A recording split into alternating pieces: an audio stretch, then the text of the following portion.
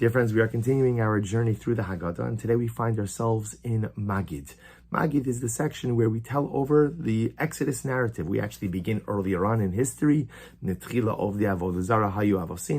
ancestors were idolaters. Avadim hayinu, we were slaves.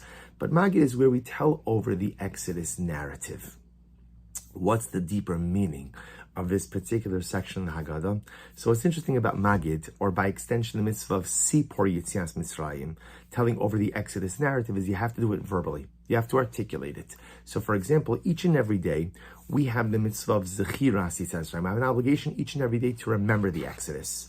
I could fulfill that obligation cognitively. If I take a few moments and I think about the fact that God took us out of Egypt, done, I fulfilled the mitzvah. On the night of the Seder, if you sit at the table, eyes closed, which is not a good idea at the Seder because you'll be in bed before you know it, right? But again, I sit with my eyes closed, contemplating and thinking about the Exodus, I do not fulfill the obligation.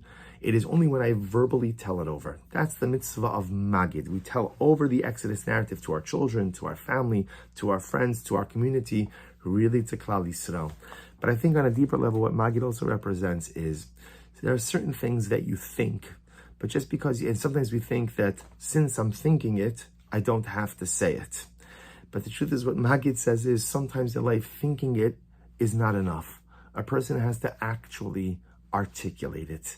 And I think that this is such a profound idea to bring to our relationships.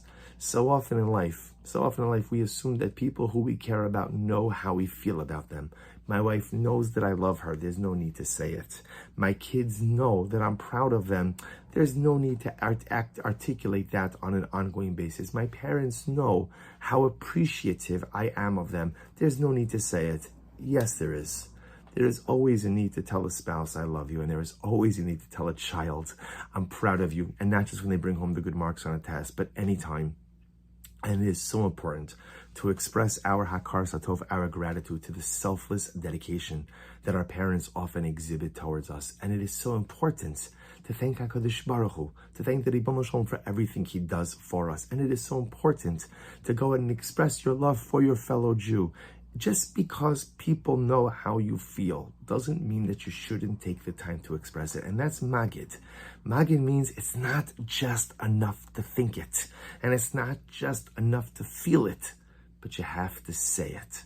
During the Maggid section of the Seder, imagine what would happen if each of us took just a few moments and expressed how we feel to the people around the table. Now you have to be careful. Hopefully the people around the table you have positive feelings towards.